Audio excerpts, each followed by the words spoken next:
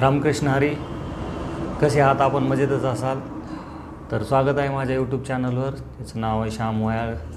तर आपण रोज सकाळी फिजिकल ॲक्टिव्हिटी घेत असतो, झूमवर वर्कआउट घेत असतो. तुम्हाला जर वर्कआउट करायचा असेल तर तुम्ही मला कमेंट करू शकता. मी तुम्हाला वर्कआउटची लिंक देईल जी की पूर्णपणे फ्री आहे. तर आपण रोज नवीन नवीन टॉपिकवर बोलतो. आज आपण हार्ट हेल्थवर बोलणार आहेत. बऱ्याच लोकांना समस्या आहे की कॅलेस्ट्रॉल वाढला, कॅलेस्ट्रॉलची समस्या झालेली आहे. त्याच्याकडे आपल्याकडे एक न्यूट्रिशन आहे की ज्याचं नाव आहे बीटा हार्ट. तो whole greens, millets, oats, beets आणि बार्लीमध्ये सोलेबल फायबर आढळून आले आहे. तर आपल्याकडे एक न्यूट्रिएंट आहे बीटा हार्ट. त्यामध्ये 3 ग्राम ओटा बीट्स ग्लुकोन आहे आणि हे नॅचरल फॉर्म सोलेबल फायबर आहे जे की ओट्सच्या आउटर लेअरमधून एक्स्ट्रॅक्ट केलेले आहे. तर व्हेजिटेरियन प्रोडक्ट आहे. रिसर्च असं सांगते की दिवसात जर 3 ग्राम ओट्स बीटा ग्लुकोन जर आपण घेत असाल तर आपली कॅलेस्ट्रॉल लेवल मेंटेन राहील.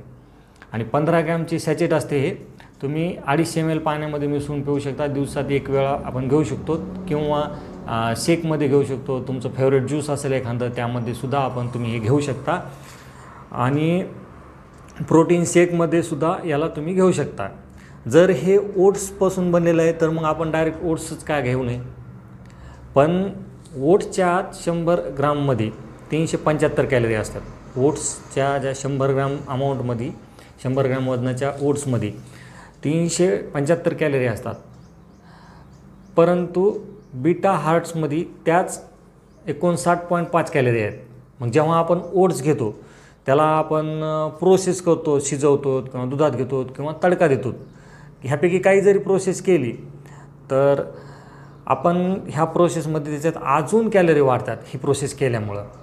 आणि मग कॅलरी वाढल्यामुळं परत आपलं वजन वाढायला सुरुवात होती.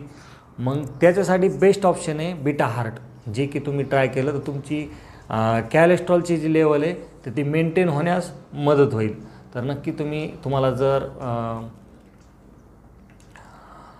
प्रॉब्लेम असेल याचा कॅलेस्ट्रॉलचा तर तुम्ही हे बीटा हार्ट हे वापरून बघू शकता, जे की सुंदर अशा फ्लेवरमध्ये आहे आणि चवदार आहे.